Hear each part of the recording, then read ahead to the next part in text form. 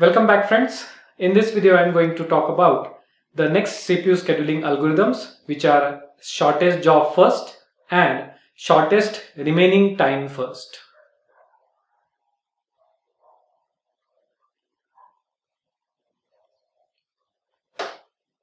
Shortest job first is also known as shortest process next. The criteria on which we decide which process will schedule to CPU is the burst time of the process. Whichever process will have the lesser burst time, the smaller burst time, will be given the priority to execute its instructions in the CPU. Shortest job first is implemented in a non-preemptive manner, meaning is that once the process is scheduled to CPU, it will other processes cannot halt the execution of the running process. Only that process which is under execution can make the decision of leaving the CPU. Let me explain this with the help of an example. So let me take here 7 processes, and arrival times of 7 processes are given, and these are the burst times of these 7 processes. Note here is, if the burst time of 2 or more processes is same, then we will follow the arrival time. Let's look at the solution for this problem. Let's first retake the solution. Let's look at the solution of this problem now. First thing you need to do is, you have to sort this table according to the arrival time of the process. Even though the criteria is burst time, first thing we need to do is sort with the arrival time. You will understand why I have sorted with arrival time once we see the Gantt chart. So here I can see the process P1 and process P4 are arriving at time t is equal to 2. That's why I have kept it on the top of table, that is P1 followed by P4. And then at time t is equal to 3, I can see the process P2 is arriving. At time t4, 2 processes are arriving, P3 and P7. And similarly P6 and P5 are arriving at 6 and 8 respectively. Let's draw the Gantt chart for this table. Let me take this Gantt chart here, starting with time 0. I will mark all the arrived processes below the Gantt chart and all completed processes above the Gantt chart. Now at time t is equal to 0, no process is arriving. See at the table, in the table, no process is arriving at time t is equal to 0. So first process which is arriving, that is P1 and P4, at time t is equal to 2. So that's why from time 0 to 2, the CPU is going to remain idle. And at time 2, I have 2 processes in system. Now I have to make the decision among these 2 processes, which one to schedule. Now here, process P1 has burst time 2 and process P4 has the burst time of 1. So the criteria is smaller burst time. So out of 2 and 1, I am going to schedule process P4 here. Now you understand, even if the process P5 has the burst time of 1, I am not going to consider this process till time t is equal to 8. Because at this moment, at time 2, that process P5 has not arrived at all. So that's why we need to sort first this table with arrival time, and according to arrival time, we are going to make the decision based on the burst time. So here the burst time of P4 is lesser than P1. That's why I am going to schedule the process P4 here. It will take 1 time unit in CPU, and at time t is equal to 3, it is going to finish. At time t is equal to 3, process P2 is also arriving with the burst time 3. Now at this moment, P4 has already completed. So I have P1 and P2 competing for CPU. Out of these 2 processes, P1 and P2, here is a P1 and P2, whose burst times are 2 and 3. Obviously the burst time of P1 is lesser, that's why I am going to schedule the process P1 here.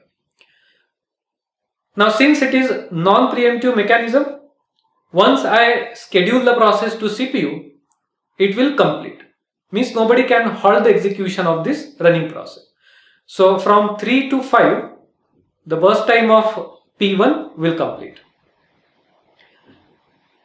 During this time, 3 to 5, at time t is equal to 4, two processes are arriving, P3 and P7 also. And the burst times of these processes are 2 and 6 respectively. At time t is equal to 5, nobody else is arriving. So at this point, time 5, I have to make decision out of P2, P3 and P7. Here are P2, P3 and P7. Which one will be scheduled to CPU? So out of these three processes, P3's burst time is lesser, that is 2 here. So that's why at time T5, I am going to schedule the process P3, which is going to take 2 units of time and it will complete at 7. During this time, at time t is equal to 6, process P6 is also arriving. So let me mark it here in the Gantt chart. And at time 7, I have to again make decision which one of the waiting processes. Now which are the waiting processes? That is P2, P6 and P7. So out of P2, here is P2, P6 and P7. P6 and P7. Out of P2, P6 and P7, P2 has the lesser burst time, which is 3. So that's why I am going to schedule the process P2 here, which will run up to 10 and it will complete at 10. Now during this time again at time t is equal to 8, process P5 is arriving, which is our last process, correct? So at this moment, means at time 10, I have all the processes arrived in the system. And when all processes arrives in the system, the decision making becomes simpler. We need to just arrange all the waiting processes in the ascending order of their burst time, isn't it? So that's why at time t is equal to 10, first I am going to schedule P5, then P6 and P7. So P5's burst time is 1, that's why I have scheduled it first. P6 burst time is 4 after P5 and P7's burst time is 6, which is greater than 4. That's why at the last P7 will be scheduled. And with this, let me mark the all completion times with respect to the burst time. So it is going to take 1 time unit, it is going to take 4 time units and 6 time units. And here are the completion times, that are 11, 15 and 21.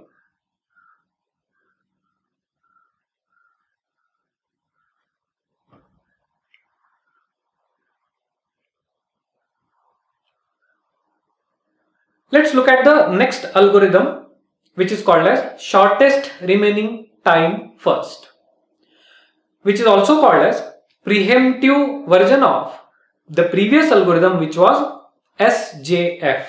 So earlier the SJF algorithm was non-preemptive, but this is a preemptive version of the similar algorithm, but the name of the algorithm is different, which is called as shortest remaining time first. So, and as I said, the mode in which this algorithm behaves is the preemptive manner. Means if some process is running and while it is executing, some other process arrives, then we have to look at its burst time. If the next process which is arriving with the lesser burst time, then we have to halt the execution of running process and give the chance to shorter process. Let me explain this with the help of another question. So here is the 6 processes given with the arrival time and burst time. Let's draw the Gantt chart for this.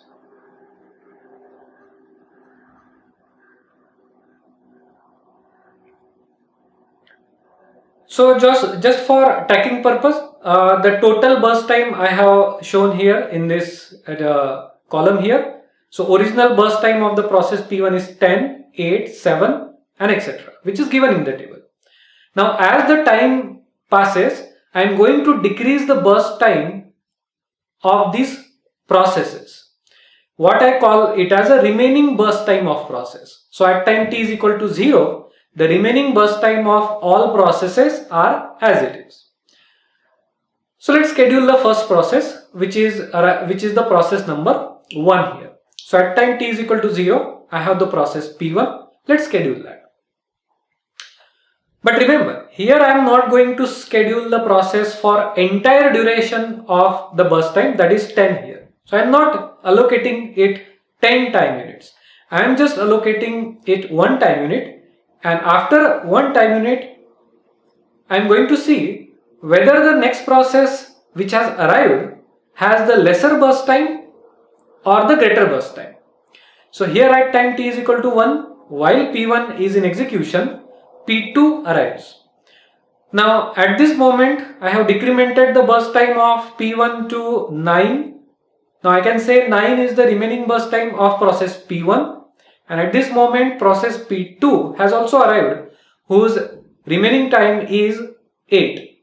So out of these remaining times, the lesser one is the 8, and that's why I am going to schedule the process P2 here. So here is the process P2, and I have decremented the burst time to 7. So remaining burst time of P2 is 7 now. Let's go ahead.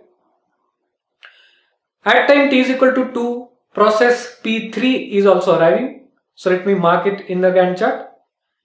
And at this moment I have 3 processes in the system, P1, P2 and P3, out of which the P2 and P3 has lesser burst time, and there is a conflict between these two processes. When there is a conflict between two processes, we are going to give the priority, or we are going to look for the arrival time of the processes. Whichever process arrives first, we will schedule that. So P2 has arrived first, that's why I am going to continue the execution of P2 here for again 1 time unit. And I have decremented the remaining burst time to 6. You can just tally also. So out of 8 for the process P2, out of total burst time of 8, I have already allocated 2 time units in Gantt chart. That's why the remaining time at this moment is 6. At time t is equal to 3, process P4 is also arriving. Process P4's burst time is 4, which is lesser, by the way. That's why I am going to preempt the process P2 and schedule the process P4 here and reduce the burst time by 1 to 3. At time t is equal to 4, process P5 is also arriving with the lesser burst time, and as in the we can see in the chart that 1 is the least burst time among all processes. That's why straight away the process P5 will be scheduled and it will complete its execution. At time t is equal to 5, process P6, that is the last process which is arriving, whose burst time is 2. Now at time t is equal to 5, I have to make decision out of all the processes except process P5, which is already completed. Out of all these processes, which one to schedule? Now out of all these processes, the remaining burst time of P6 is least, which is 2, and that's why I'm going to schedule the process P6 here. One thing to observe here is, at this moment, at this time t is equal to 5, all the processes has arrived in the system. And once all processes arrives in the system,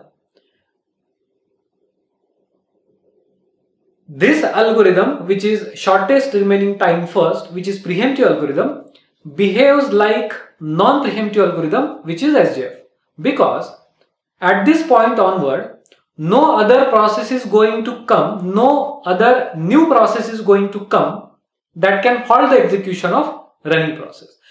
And among all these remaining burst time, we can just arrange all these processes in the increasing burst times.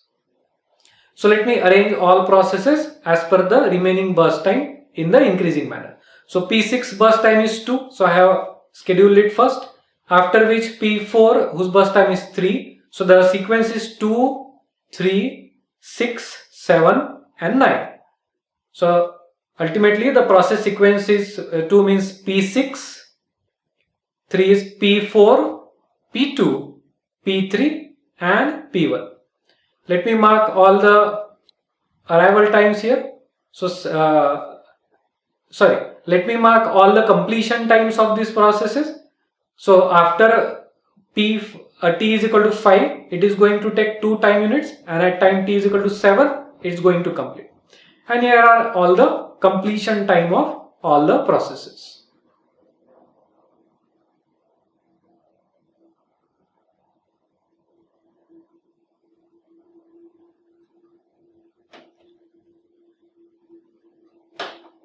Let me discuss the performance of these two algorithms, which are SJF and SRTF. Let's discuss the disadvantages and advantages of these two algorithms. The very first advantage of this algorithm is these two algorithms gives maximum throughput than other algorithms such as FCFS, such as priority based algorithm, round robin algorithm, etc. So this SJF or SRTF gives us the maximum throughput. Throughput definition is number of processes completed per unit time. So why it is maximum? As shorter processes keeps on scheduling to CPU, they keep on completing as early as possible, and the number of processes which are completed, the count of number of processes which are completed tends to remain high. That's why we say that maximum throughput can be achieved by these two algorithms. The other advantage of these two algorithms is it gives us the average minimum waiting time for the processes. Again, if you are getting the maximum throughput, that means ultimately you are getting the average minimum time for all processes to be minimum. Let's look at the disadvantage of these two algorithms. Starvation to longer processes, meaning is that if shorter jobs keeps on coming, shorter jobs or shorter processes keeps on coming, and if they get chance in CPU, then the longer jobs will wait for longer duration of time. That's why we say that these two algorithms suffer from starvation to longer processes. Other disadvantages, though it gives us maximum throughput and minimum waiting time, these two algorithms are non-implementable. The reason is operating system cannot know the burst time of processes in advance. In advance means when the process is created. And these two algorithms are dependent on burst time, because we look at the lesser burst time, whichever is the shorter, we schedule that.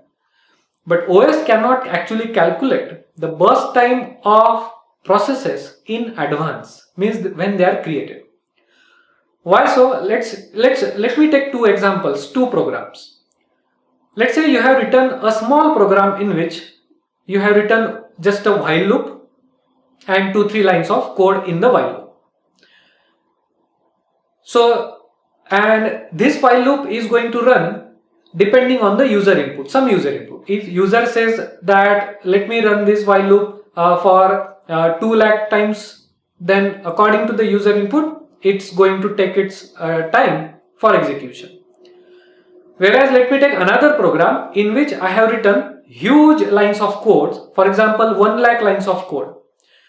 So one program has few lines of code, only 10 lines of code, but which has a while loop, and other program which is a huge program, but it doesn't have some while loop. Let's consider it's just a sequential execution of some instructions.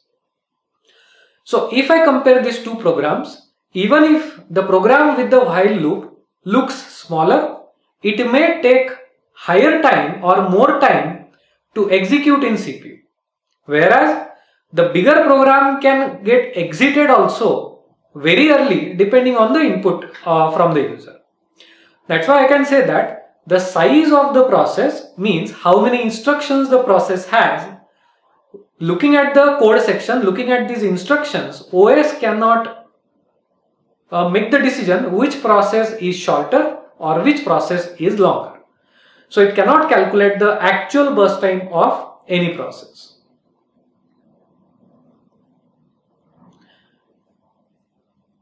And that's the end of the topic, shortage of first and shortest remaining time first. In the next session, we will learn next two algorithms, which are longest remaining time first and highest response ratio next. Thank you for listening to this video.